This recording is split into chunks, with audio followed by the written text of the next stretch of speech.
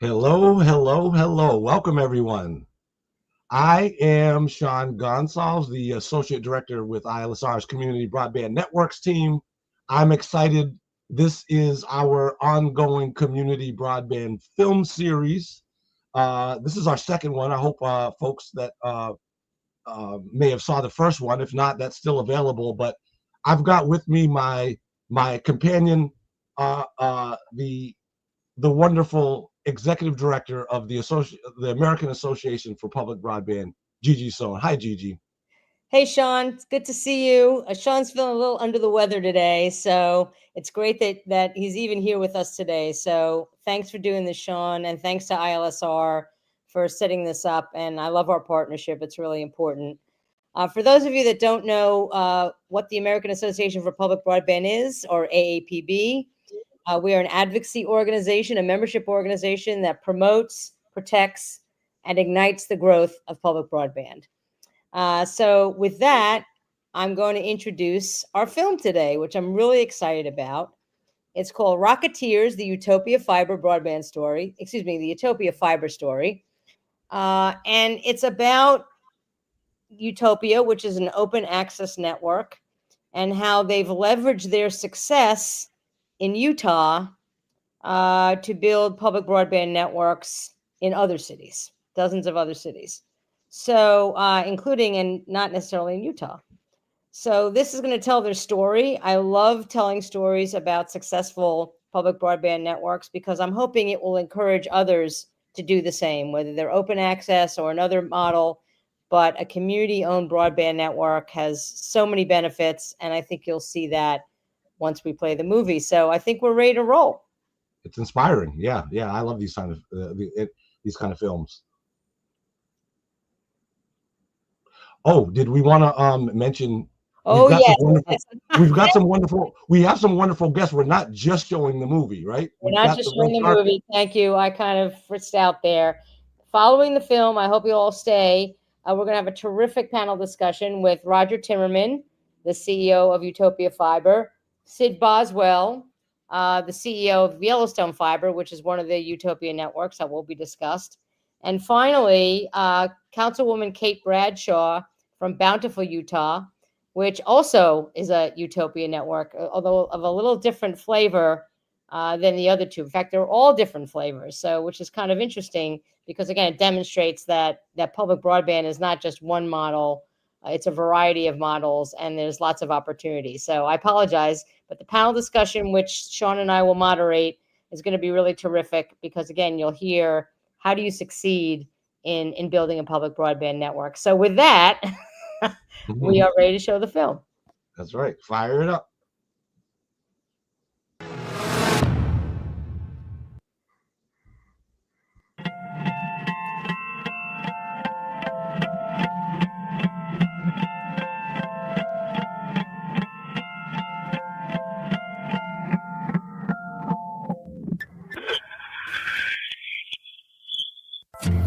We're only 9 months into it. Normally this takes a couple years to get to where we are, and we're in at 9 months.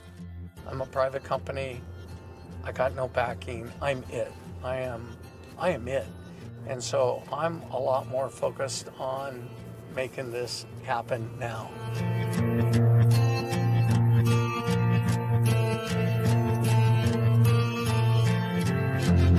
And for better or for worse, you know, it's been hard on UTOPIA and they've stepped up, but, you know, I'm kind of passionate and I'm sorry that they are being pushed, but the other side is we're going to get our fiber in and we're going to get lit up and it's going to be great. I think that is the beauty of what we do here at UTOPIA is we don't drink our own Kool-Aid, if you will, too much. There is always going to be something to work on. There's always going to be, where can we get better? Where can we pivot? Because in this industry, it is changing so rapidly. And Cassie, you're not even from here. I mean, you moved to Utah not too long ago. You love this product, and it's great to see that. Like, UTOPIA is a product, but it's also a cause. Like, having access to good internet that's why I love working here. Like, it's something you can believe in, like something I believe in that everyone should have.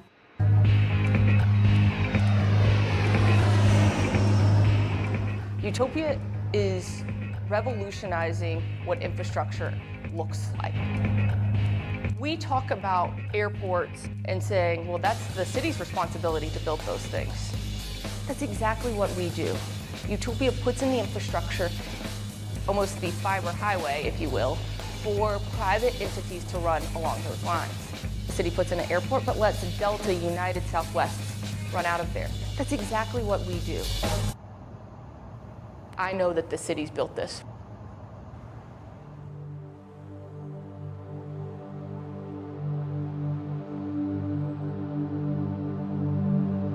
Numerous complaints were coming to us about the lack of service. Their frustration with not having access to real broadband. The incumbents were very much oriented toward a cherry-picking approach, and they were willing to make commitments to come into the communities, but only in certain areas, mostly business areas, where they could reap a profit. When we initially started out, we didn't know what we didn't know, and so we relied very heavily on outside consultants to advise us as to technology and marketing and so forth. They didn't have enough knowledge to really guide us in those next steps that would come. The other thing that we knew would happen was the reaction of the incumbents, including the legislature. So we started to get questions and flack, concerns expressed about why cities in Utah were doing this from people in our own delegation. It was political. And so we had, even with our own ranks, some of the cities began to back out of this. The whole thing was very close to collapse, and there were all kinds of people predicting that's exactly what was going to happen. I remember going out one of the first few months of this job, and they looked at me and they decided to tell me how Utopia shouldn't be in this space, that it's government overstepping its bounds, that what was happening was just socialism at its finest. I mean, they said everything to me, and I'm looking at them going, I just wanted like a smoothie. There are a few key cities that said, no, we are not going to walk away from this. Building out the fiber network in West Valley City and in the Utopia cities was a lot of work. Took a lot of effort and foresight, took a lot of stick-to-itiveness. I sat on a futon for my first 3 months of working at Utopia. Not a great futon. My back really hurt after that experience. The computer barely worked. There were times where they said, well, we don't know if we're going to get paid right now, this week, but we probably should. Our brand was so toxic. And for the past 12 years, we have had to turn this around. And the turnaround doesn't happen overnight. Believe me, you can't just put out a new logo. You can't just put out like a new t-shirt and this changes, right? It takes a long time. We would see these incremental gains, and we're building out the footprints, and we're getting more financially stable, but it's a slow, hard grind for sure. I never would wear anything with Utopia out when I first started because people would tell me how they felt about it, and not in such a positive manner. I don't think I ran into one person that told me how much they loved my company. Now, I always joke that when I wear something with Utopia on it, people are like, when can I get it? When is it coming to my neighborhood? And it's been a really beautiful thing to see the transition.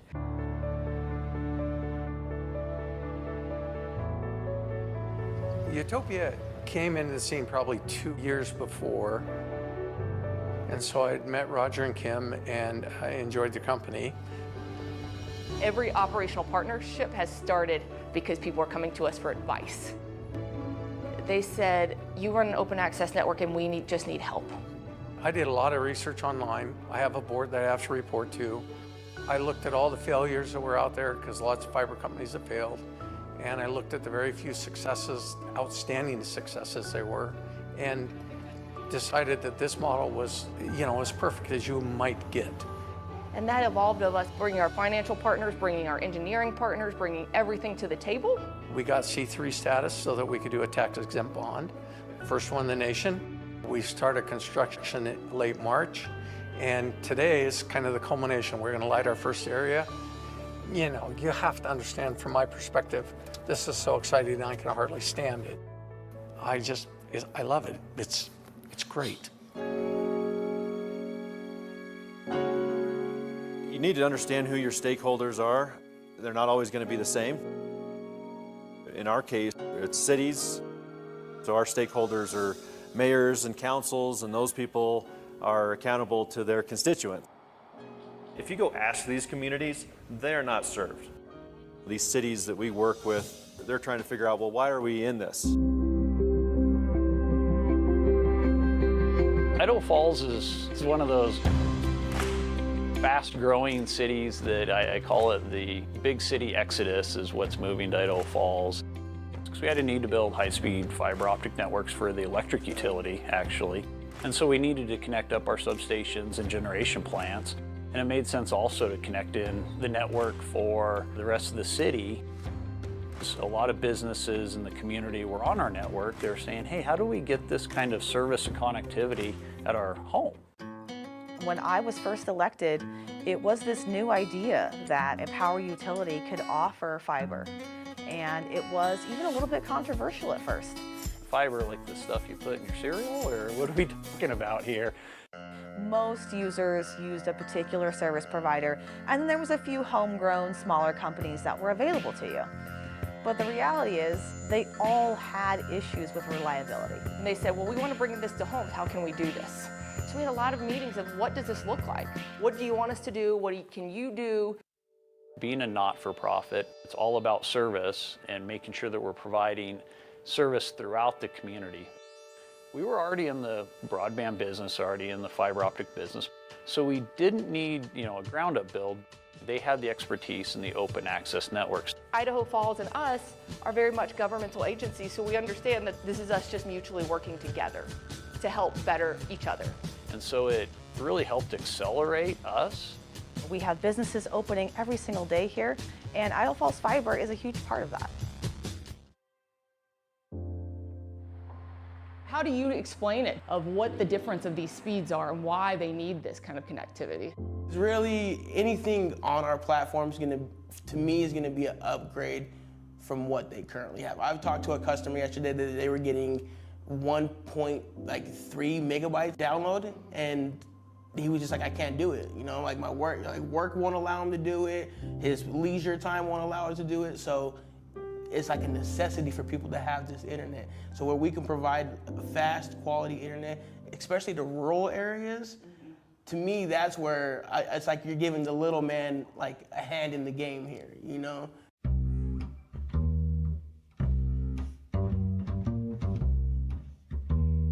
We're trying to operate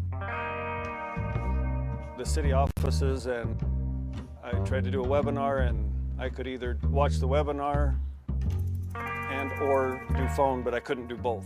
You're trying to get on the internet, or you're trying to get on tethering, you're trying to get on something. You can't even get anything through your phone.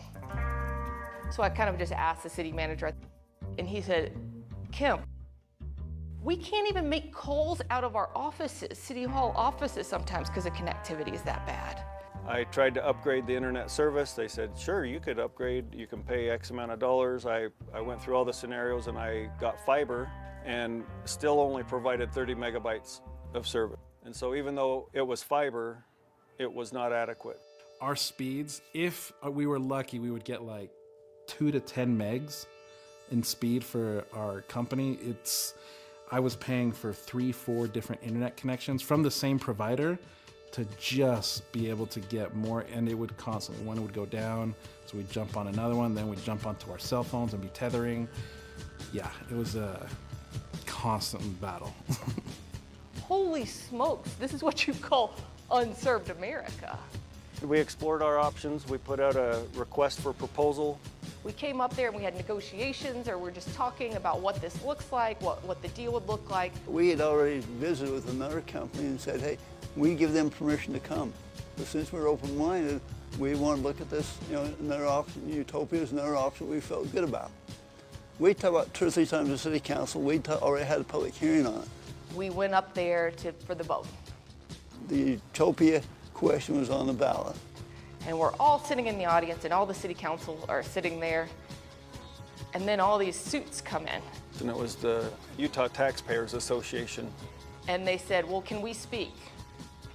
to tell our side of the story of why the taxpayers' money shouldn't be used here. Who have you talked to? Which one of our residents have we not heard from? Because we felt pretty confident it was as close to unanimous, as you can get. And he said, well, I haven't talked to any of your taxpayers. We're the Utah Taxpayers Association, and I was a little confused by that. And you could all see them sit down and go, but, and they were like, there are no public comments at this meeting from the city. They desired to speak, and I had indicated to them that they could not speak in open meeting because we'd already had a public hearing. They hadn't signed in to speak, therefore I didn't give them permission to speak in a public meeting.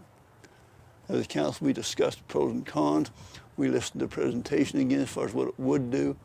So they went to the vote. And the vote was unanimous to grant to Utopia that contract as well. After that meeting that night, there was a lot of conversations in the hall. And these suits were talking to the mayor. It's an interesting concept why the VIPs in the state would show up. They're being like, well, you just don't understand the technology. You don't understand 5G. You don't understand the taxpayers' risk you're putting at. Their interest was in stopping Utopia from being here as well. They were throwing a lot of things at him. Don't tell me something that's not quite correct. I've never seen you come into my city hall and you're sitting here telling me what I can do in my city. And after I told him what I knew, I said, what else do you want to tell me? He didn't have much else to say. We had a point of contact the entire time. People would call, say, hey, my yard got dug up, or what about my driveway? Every installation was videoed. They would come back and say, well, this is what it looked like before we installed, this is what it looked like after, let's take care of it. No questions asked, no problem. I couldn't have imagined that it would have been built out as smoothly as it went. We finished Morgan City January to February of 2020. And I do remember that because that's right when the pandemic started. I learned about COVID from the news. And Utah was still not really having any cases. So I was looking at it, but I wasn't even thinking about it in the ways that it was going to affect Utopia. Because we were in a meeting here with one of our ISPs. 2 days later, I got an email and said, that person in this room had COVID. Then that became real. For the first time in history, broadband providers became essential workers. And then you have the influx of people calling. When you're a telecommunications company and you're going into people's houses in a pandemic, that gets very sticky. Luckily, the spirit of Utopia, we'll figure it out. We're gonna get in these people's homes and get these people connected. The biggest cities in this country do not have the connectivity that Woodland Hills, Utah, with 300 to 400 homes has in it. My dad lives just up the street from me. He's been diagnosed with Parkinson's, lost my mom this year. He's lost the use of the left side of his body. And that would have been a real struggle. But he's on Utopia now, he's fast. We've got cameras all through his house. I just whip out my phone, look up, I see if he's out of bed, I see if what room he's in, see if he's okay. And those kind of things to do here, that's really comforting. That's probably where the internet's most important to me, not whether or not I can stream Netflix. When we look at this, we're talking everything. Schools, utilities, smart city applications, telehealth. There's so many parts of your community that benefit from connectivity outside of just people getting better broadband at home. And all of those stakeholders are important. These cities that we work with, they're trying to figure out, well, why are we in this? Are we here just to create a new monopoly? Or is this an opportunity for us to do better this time? Let's get it right this time. West Valley City is the second largest city in the state. We have a population of about 150,000 people. We have been able to attract multiple large-scale global businesses based on this fiber network, and the reason we could is because no one else had it. The residents of West Valley benefit significantly from having fiber connectivity to their homes. That is the great divide closer. Having the Utopia network has given our residents the ability to chase the American dream. As a member city, we've been thrilled to see the growth in Utopia and we've been excited to offer this great opportunity to our sister cities around the state.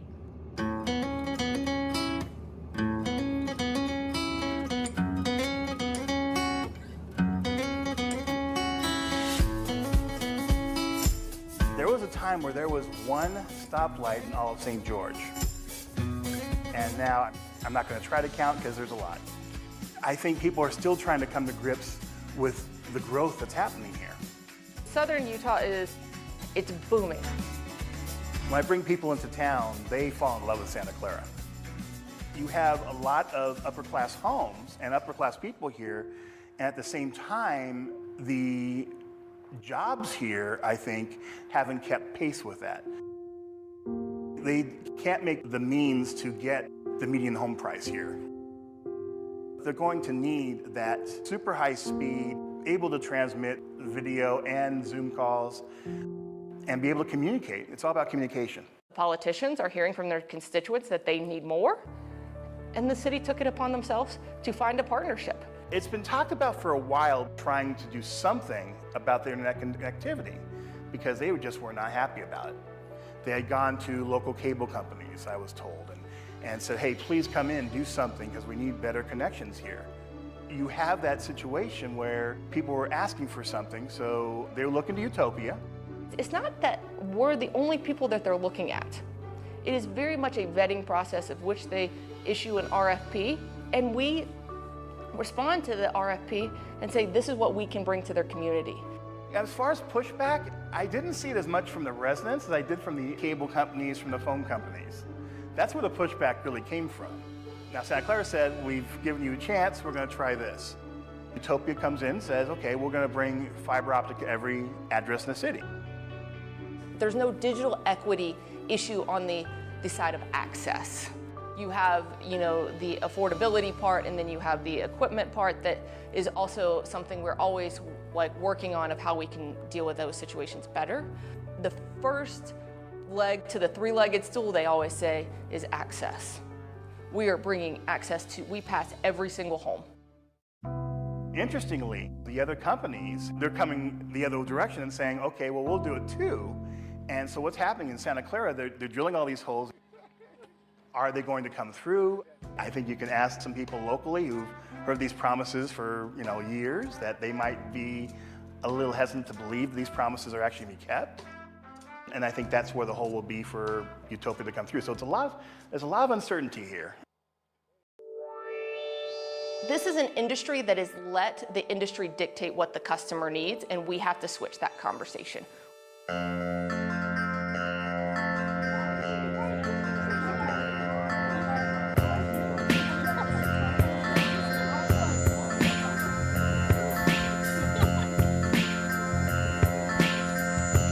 You all are here courtesy of a bunch of investors who believed in what Utopia and, at the time, Bozeman Fiber could do.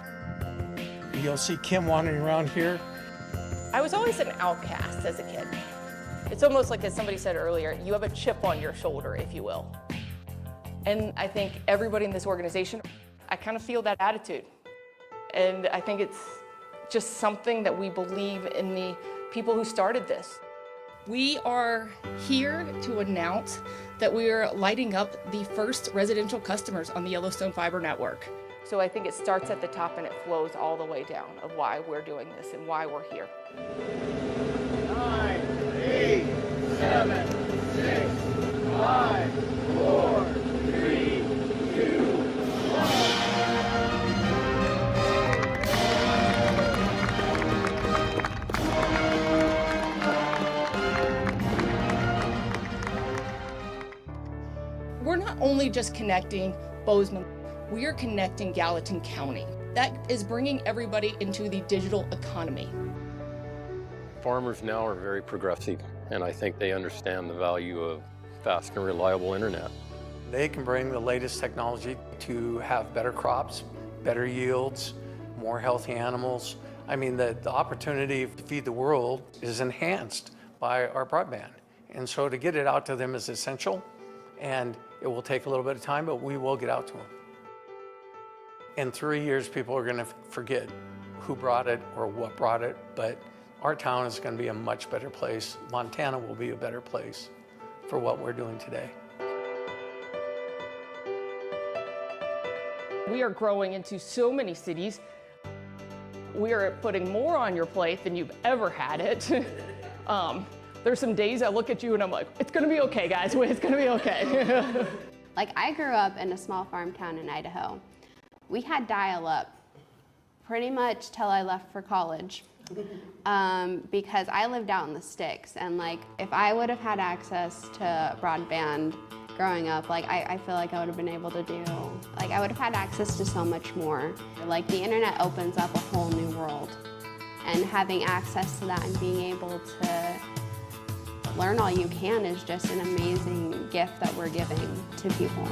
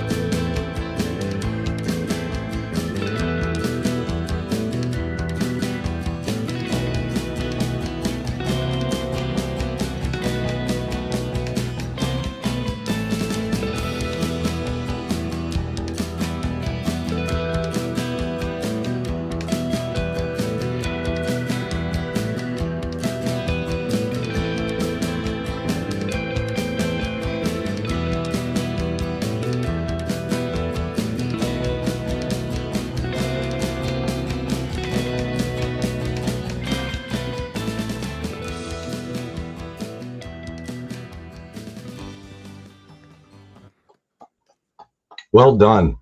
Well done. Well done. Well done. My eyes are a little bit blinded. I see the flash of bulbs and paparazzi, which means it's time for our red carpet discussion. We've got some terrific guests. The first guest we would like to bring to the virtual red carpet is the CEO of UTOPIA Fiber, who was featured in that film, Roger Timmerman. I believe he, good. He was able to stop doing autographs and photo shoots and meet us here on the red carpet. How you doing, Roger? I'm doing great. Yeah, I had to push my plants away to leave me alone here so I could join in. It's tough. It's tough being a star. So let's get right into some of the discussion, because I think this film not only showcases the amazing story of UTOPIA Fiber, but raises some interesting questions. I'm thinking about Kim in the film, and she's talking about how initially, a lot of folks were saying, "Oh, this is socialism and what have you," and when you think about open access networks, which are really about bringing choice and competition and creating that market for independent ISPs to serve folks, much like roads, allow for businesses to use the roads. I guess what I'm interested for you to start to talk about initially is, how do you think the perception of municipal broadband and open access networks has changed since UTOPIA first launched, and what do you think the turning point was really when you knew UTOPIA was really going to start to succeed? I think there was a couple of turning points. I think the first one was in about 2009, and that's when the cities had to decide if they were really into this. I mean, they had struggled up to that point, and they had to decide, like, do we really believe in this? Is this really critical infrastructure? Or is this just a kind of a failed idea? And they doubled down at that point. They refinanced the organization. They in-housed the operations. They created what's called the Utah Infrastructure Agency. You hearing that feedback? I don't know where that's coming from. So anyways, so that was a turning point. The cities, at least of UTOPIA, decided we're into this thing to the end. And you heard on that video from Alex Jensen, who was one of the city managers. He was in Layton City. And they had to really stick their necks out and support the thing and push it forward. Now, in their perspective, they were in to the end. Now, it got really easy when COVID came, because then everyone's perception changed, right? They had believed this is a critical need for our communities. When COVID came, everybody realized we don't have a good enough broadband connection to survive as a society, right? If we have to be remote, we're going to, forced into our homes to work this way. We have to have good, reliable broadband. Now, we learned from that and say, hey, this is actually really great. We should always have this, even without COVID, and we can go back to our offices, but we like to work remotely sometimes. And businesses realize they like to have people remote because then it's smaller offices or just efficient use of people's time. And, we realized all the benefits of telecommuting and remote education and telehealth and all of those things as a result of COVID. So that changed the perception of everyone on how important broadband is. And then one other thing was just open access was always something that was another layer, because you can have an argument pro and cons on municipal fiber or municipal broadband. And in Utah especially, it's a very conservative state. People wonder, how did you get this project through a whole bunch of very conservative communities in a conservative state? And it's well, it probably wouldn't have had it been a closed system. But because it's open, we say, this isn't anti-private sector. This is pro-private sector. This is a model that enables the local broadband companies to thrive. And so now, instead of just, hey, we have this monopoly that provides this service and there's no options, there's high pricing and poor service in some company out of state, and that's all they care about is shareholder returns and profits. Now we're basically have an incubator for local communities and local investment and innovation, and those companies thrive. And so this is not a us versus them. This is us helping them. And so it's a great model that even in conservative communities or more progressive communities, it works in all political spectrums. So open access is an easier sell, at least from a government perspective. Roger, can you just give 2 sentences? Somebody in the comments asked, explain what open access is. Yeah, so it's the idea that, some people will call it wholesale, and it's a little different than that, but it's where basically you have a network that's available throughout a community, but you open that up to retail providers or private companies to use it. So from our perspective, we provide a circuit, a connection, a broadband connection from a service provider to a home or a business or whatever it may be. But we're transparent to both the service provider and the end user. And as far as that end user is concerned, they're getting their service from that retail company. And we're just kind of a facilitator of that. And in reality, we do a lot in the marketing and are very visible to the end user in the sense that they can sign up with us and get some support and services from us. But it's that's the idea. So one fiber network with lots of competing companies offering services on that shared infrastructure. That's open access. Beautiful, beautiful. Gigi, why don't we, we're going to hold on to Roger because he's going to be back, but why don't we bring out one of our other red carpet guests whose network was featured in the movie. And this is Sid Boswell, the CEO of Yellowstone Fiber. Hello, Sid. Welcome to the red carpet. Thank you, Sean. So we saw Greg in the movie, but you've now been the CEO of Yellowstone Fiber since the beginning of this year. Correct. But you're not new to this. Before Yellowstone, you worked for an open access consulting firm, and you were actually part of the team that built Bozeman's original fiber network. But let me ask you, since Yellowstone Fiber, the network in Bozeman was first launched, I believe it was 2017, and then there was a rebranding around 2022. Talk a little bit about how Yellowstone's fiber role in the region has evolved. It seemed like it was first serving anchor institutions, and now you're kind of scaling for residential service. Can you talk a little bit about that history and that evolution? Sure. So Bozeman Fiber started in 2015, and we built out the first phase of the network, and it was funded by 8 local banks. There was no government money involved. It was 8 local banks and a Community Reinvestment Act loan. We built to all of the K-12 schools within Bozeman and passed by most of the private schools as well. We connected most of the city facilities and all of the county facilities that were within the city limits. Those were our anchor institutions. They came online in 2016. In 2017, we launched the commercial network. And as we built by those initial anchor tenants, we also dropped fiber into the business districts. That was the main goal in building the network. And so we were serving commercial customers plus our anchor tenants. And in 2019, we actually achieved profitability and started paying back our CRA loans. Well, what happened after that? COVID. And as people started working from home, all of our business customers started leaving the network, and it tanked the revenue side of the P&L. And so Greg, our former CEO, who had been at the head of Bozeman Fiber since around 2017, 2018, decided that we needed to branch into residential because that was the pain point in 2020 was the residential services here were substandard. So with the help of Utopia and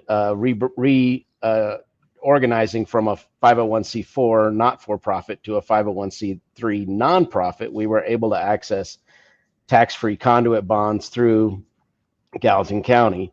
And working with Utopia, we started our build out of our residential network in 2022, rebranded as Yellowstone Fiber. Since then, we've passed about 16,000 homes. We have about a 20% take rate, which is in this short time, I think is pretty stand up. And we continue to drive economic development. So another thing that happened during COVID and due to a certain TV show, the growth in Bozeman just started skyrocketing. And that put a lot of strain on the existing networks.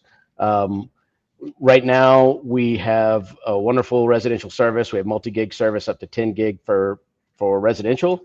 That's driving a lot of work from home. It's also, I think we're driving part of the population increase here. In fact, I hear from folks on a weekly basis who are asking us where they should buy a home in Bozeman. Where do we have service today, or where are we getting service tomorrow? Some of these are entrepreneurs. I actually met a guy who's starting a quantum AI company, and he wanted to make sure he could get 10 gig at his proposed home. So he would send me listings on Zillow and ask me, can I buy this home? So I think it's been a big change. When we did issue our bonds through Gallatin County, those are private bonds. Those are not government bonds. They're purchased by private investment companies. We've got some great investors that have a lot of faith in us. So it's been a huge change. Yeah, it's a fascinating story, and I know that you've got thank you for being here, because I know you've got a busy schedule and you've got to leave a little bit early. So before we let you go, just one quick question, and then Gigi's going to bring out our next red carpet guest. But there's so many different aspects as to how these networks serve communities. You hit on a few of them. Broader economic development. I'm interested to know if this network, just briefly, has had any impact as it relates to telemedicine, education, public safety.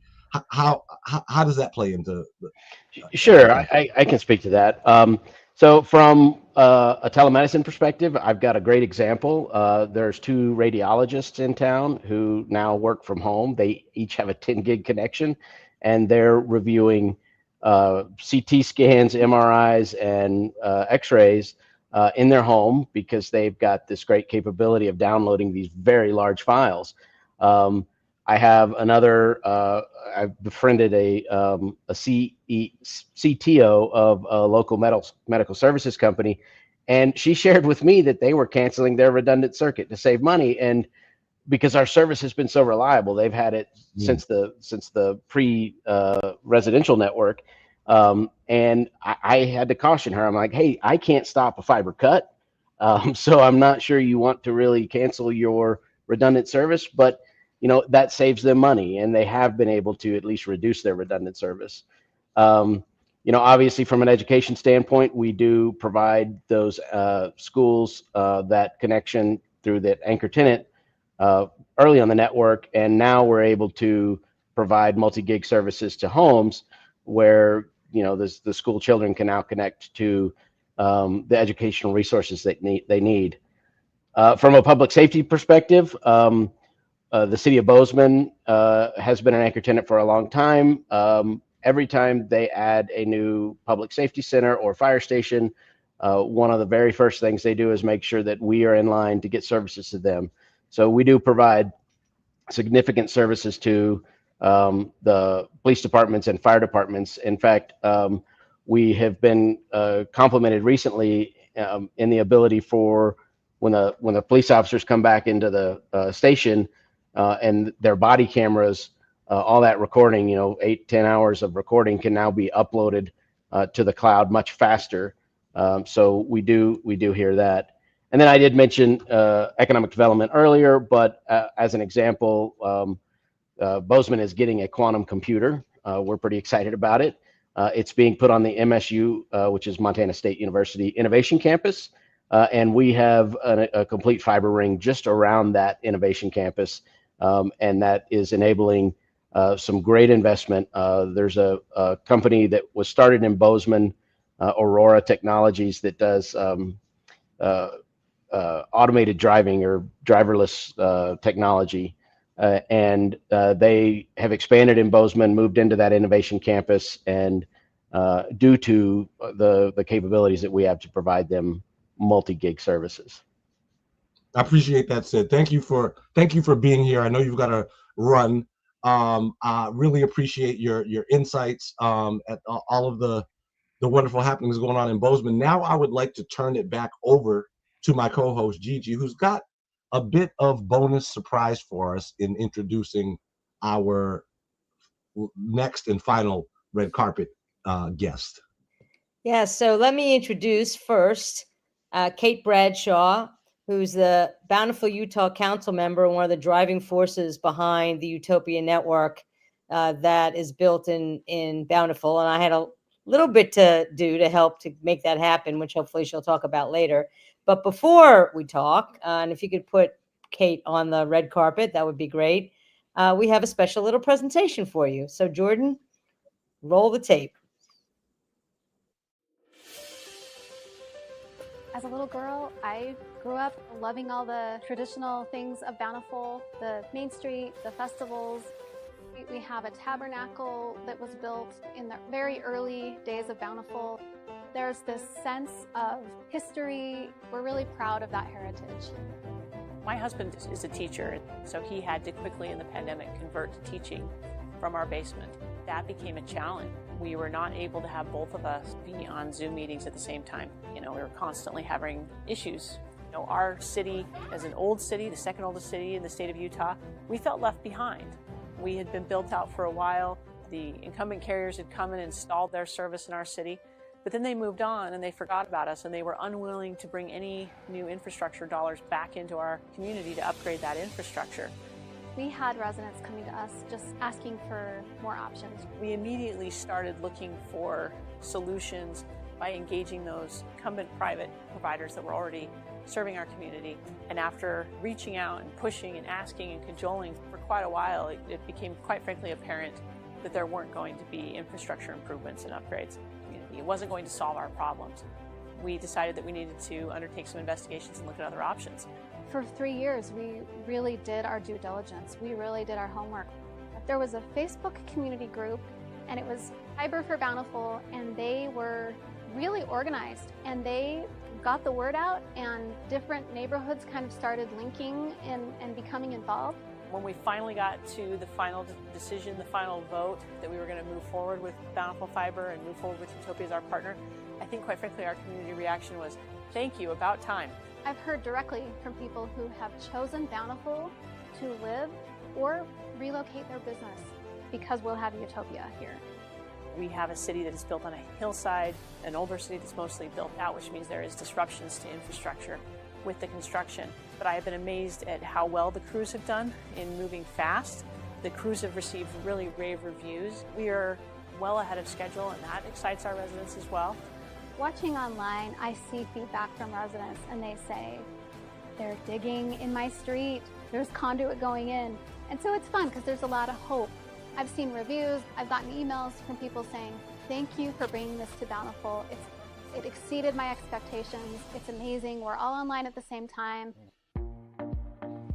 To communities considering going down this road, it's good for you to have your own team and to do your homework.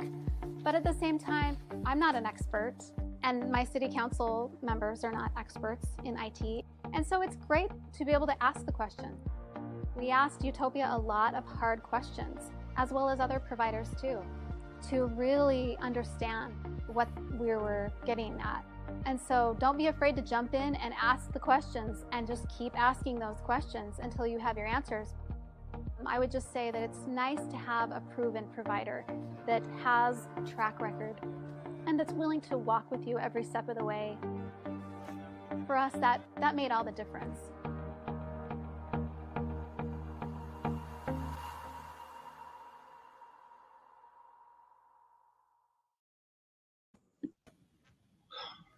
That was really great. And Kate, you're a star. You belong on the red carpet. So I think the film gave a little bit of background about why you chose, you waited for the incumbents. They didn't produce.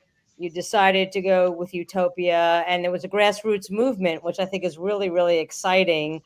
But I want to ask you a little bit more about the funding, because when I talk to communities, that's the thing that kind of makes them blanch, right? When they see the price tag. And Bountiful issued approximately $47 million, $48 million in bonds that was secured by sales tax. And I want to ask you, how does that translate to long-term financial sustainability without relying on taxes? Like, how'd you do the money stuff? Because again, that's often a place where communities get stuck when they're considering doing something similar to what you've done. Well, thanks, Gigi, for having us on and letting us tell part of our story. You're right. The financing is a significant issue. I'm lucky that in Bountiful, we own our own municipal power system. So we've become used to financing using power revenue bonds. So we actually, in part of our negotiations with Utopia and coming up with something that was uniquely Bountiful, proposed a model where Bountiful would own the infrastructure. That was important to the city council and important to our residents. But we needed to partner with a significant known entity to help us complete this project, and that became Utopia's role to play in this project. And what we came up with was actually subscriber-backed bonds that then have an ultimate fallback if we don't meet take rates to sales tax. That was something that was potentially nerve-wracking for the city council. We were doing this project in the early days of COVID with a lot of uncertainty that everyone was feeling across the country and nationally and worldwide. And so we took a lot of time to study this out. 3 years of public discussion, 24 different public meetings. We conducted a 6-month feasibility study to make sure that our residents really were in this with us, that they were going to, really take this service and sign up. And then we came forward with an RFI and then an RFP looking for partners. And it was through all of those things that we gained the comfort that we would be able to use this kind of revenue path and revenue model and feel confident that really the subscribers would bear the cost for helping pay to build out the network and maintain the service. So despite you crossed all the T's, you dotted all the I's, shovels were about to go on the ground, and then all of a sudden there's this disinformation campaign that, well, I guess we couldn't prove it, was likely backed by Comcast and Lumen. And I just love the, if anybody watches Severance, I just love the fact that there's a telecom company called Lumen. That's the dystopian company that's in the hit show Severance. Anyway, so they started this disinformation campaign. We heard about the Utah Taxpayers Association in the first film. Well, they popped their heads up again. Tell us how you were able. Tell us what happened. I can recite that chapter and verse, but tell us how this disinformation campaign worked and how Bountiful overcame it, because it really was a beautiful thing. Like I said, I was happy to be involved, even in a minor way, to see the city rise up. So tell us a little bit about that whole situation. Sure. And yes, thank you very much for your support during that time. So, after we'd gone through this enormous effort to study this out, to seek solutions that would fit our community, that would be uniquely tailored to our community, we had 5 months of negotiations.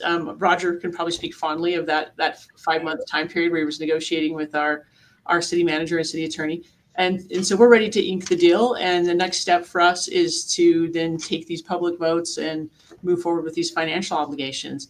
And shortly after we did that, we found that the Utah Taxpayers Association was using a process for making the bonds that we would issue referable.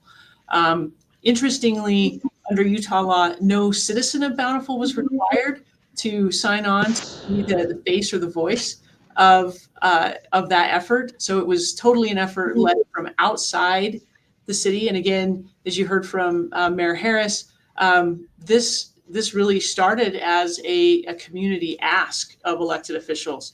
And so to have no one from the community wanting to conduct this referral of the bond to the general election ballot, that was probably strike one against that effort.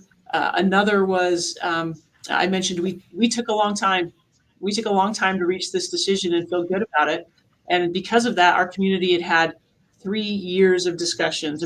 24 public hearings on this topic. It took up a lot of our community's social bandwidth to do this. And so it became very apparent as the Taxpayers Association, engaged a signature gathering firm, and people would knock on the doors and say, we're from the city, you need to sign this petition. That wasn't what they had been hearing from their locally elected officials. And it wasn't what they were aware of from the process they were following closely. And so they were not able to reach the signature gathering thresholds, kind of failed dramatically in that regard. And we collected lots of stories, thanks to Ring doorbell cameras, of kind of this disinformation campaign. And so there was a real-time social media effort taking place saying, they're on my block. This isn't true. Here's the post from the city. Here's the post from, the mayor or this council member saying, these are not from the city. This is, they're trying to do the opposite of what they say in collecting these signatures. And so I think Bountiful's the right size of community. We're a city of about 45,000 people, where we're big enough, but small enough that the misinformation really was just not able to stick and to penetrate, because we had done so much upfront work with the community being part of the discussions.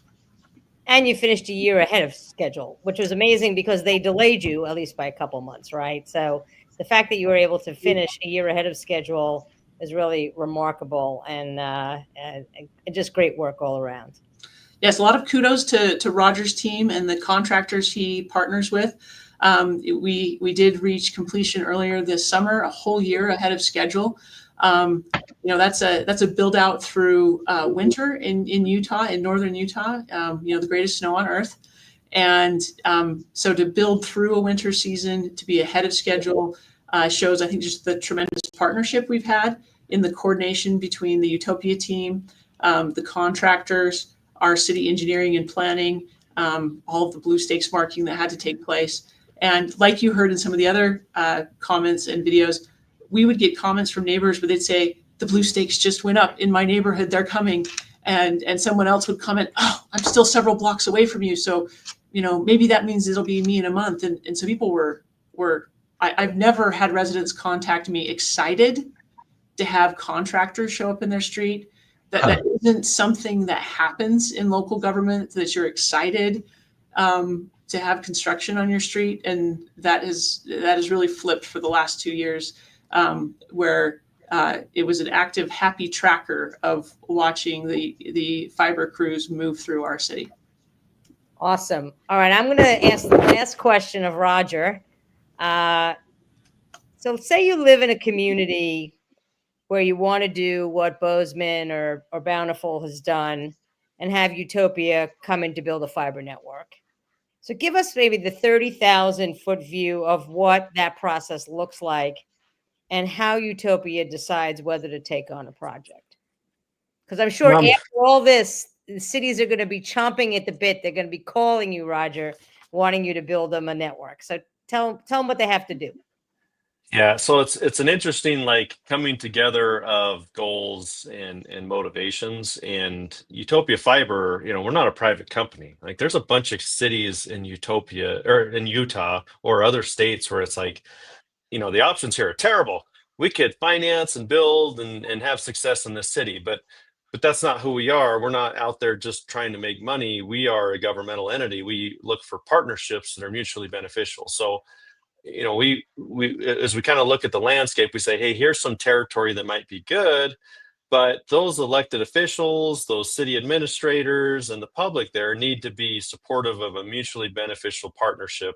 And sometimes those terms line up and sometimes they don't. And there's other projects, even municipal fiber projects in Utah that we're not partners on, and we still cheer them on.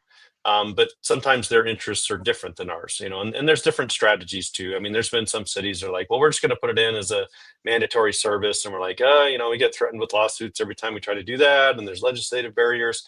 So we don't want to do that model, but then they'll kind of step forward with that. And we're like, that's fine. Do what you want to do the way you want to do it. But there's certain ways of doing things and certain goals that we look for. And when those interests that we have line up with those of a community and they're seeking a partner, that's when it really works well. And that usually ends up being a lot of conversations and negotiations. A lot of times there will be an RFP. A lot of times we'll do surveys. In fact, usually when we have our first meeting with a city, we say, the first thing you probably ought to do is a survey. And we've conducted a bunch of those. And that usually becomes very helpful for elected officials who are afraid of this, right? It's a big project. It's a big risk. But when they see that, hey, 80% of the city wants me to do this or more, it gets very easy at that point and easy, relatively, I guess. It's always difficult. It's always scary. But we love it. I go back out, I go back to these cities every year and do updates.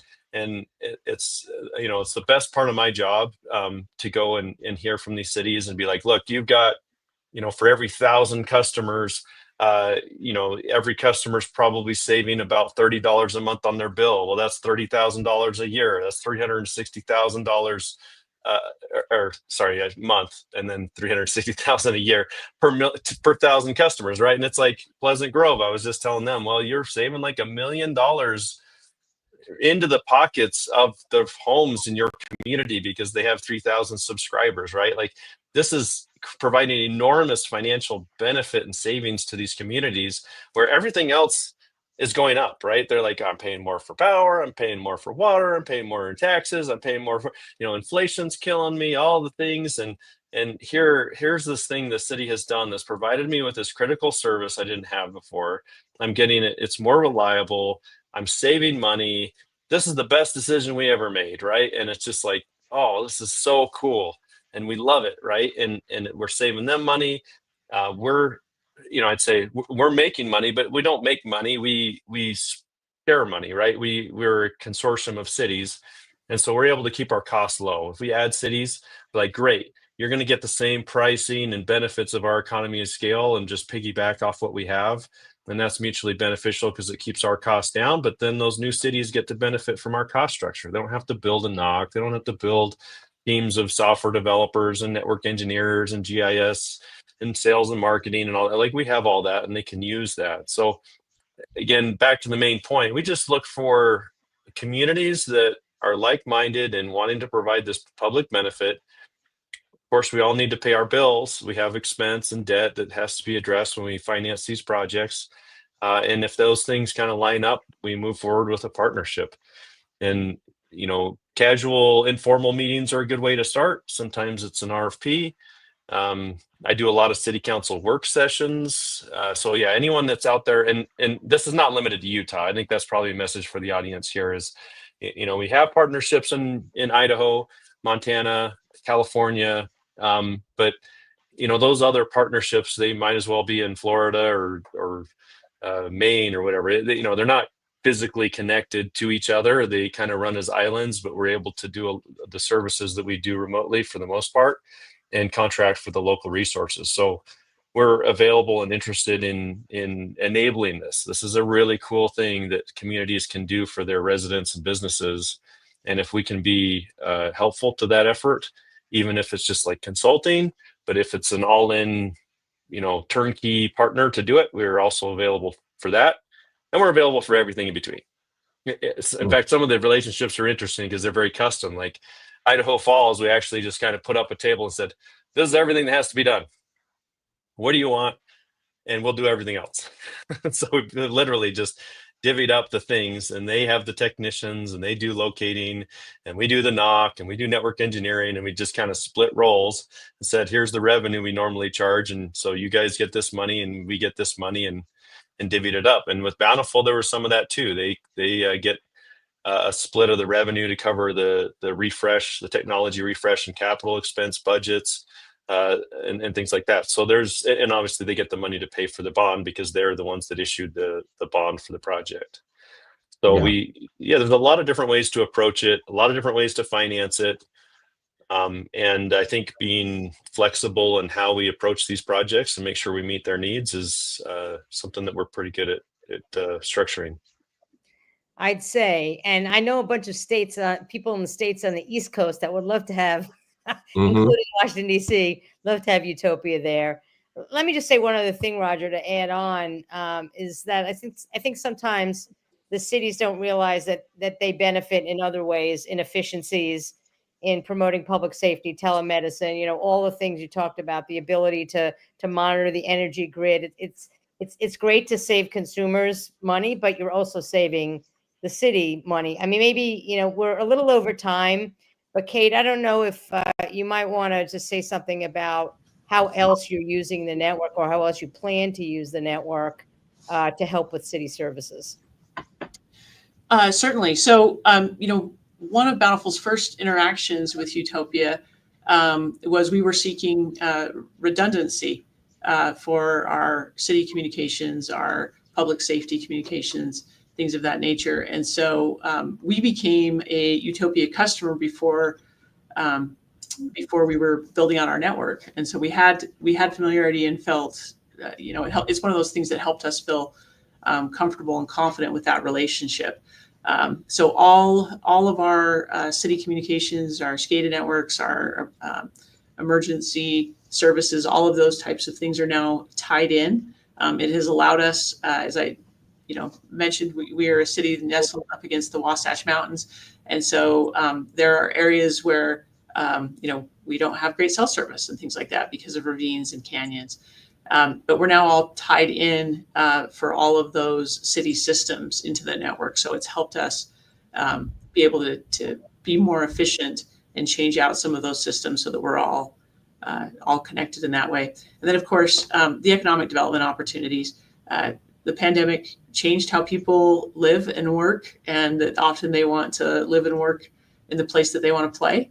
And this means that they have opportunities to have jobs that are based at home or on a flexible schedule, so they can enjoy some of the great, natural resource things that Utah has to offer. That's great. As a person who went horseback riding in the Wasatch Mountains, I'm with you on that one. Well, we're going to wrap up because we're a little over time. I want to thank Roger and Kate for being such great red carpet guests, and thanks Sid and Absentia for the same. And Sean, get better. And thank you everybody for watching, and look for more from ILSR and AAPB webinars and community films. So looking forward to it. Take care, everyone. Thank you.